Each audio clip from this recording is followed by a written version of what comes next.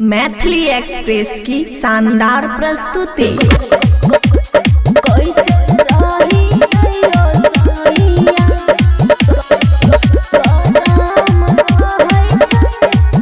खुशी recording studio बलुआहा। गरमी से राजा हम छिए परेशान, पसीना से भरल रहे दुनु समान। गरमी से राजा हम छिए परेशान, पसीना से भरल रहे दुनु समान। अब कूलर के हवा में दम नहीं छै, अब कूलर के हवा में दम नहीं छै। कैसे रहियो सैया लहंगा गरम रहै छै, कैसे रहियो सैया गरम रहै छै।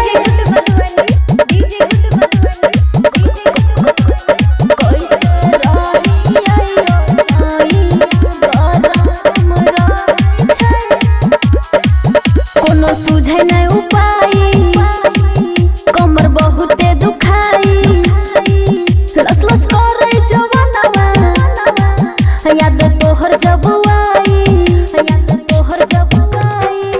कोनो सुझे नहीं उपाय, कमर बहुते दुखाई, लस लस करे जवानवा, याद तोहर जब आई। तोरा हो मोहरा पतानियो ध्यान नहीं छ, तोरा हो मोहरा पतानियो ध्यान नहीं छ। कैसे रहियो सैया लहंगा गरम रहै छै, कैसे रहियो सैया गरम रहै छै।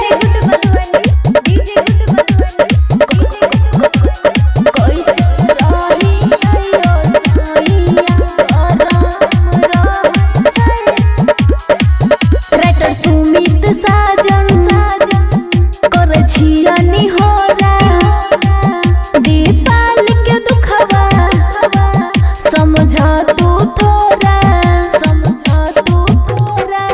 राइटर सुमित साजन करे छिया निहोरा, दीपाल के दुखवा समझ तू थोड़ा। अजित देवहरा के तनियो शरम नहीं छै, अजित देवहरा के तनियो शरम नहीं छै। कैसे रहियो सैया लहंगा गरम रहै छै, कैसे रहियो सैया गरम रहै छै। खुशी रिकॉर्डिंग स्टूडियो बलुआहा।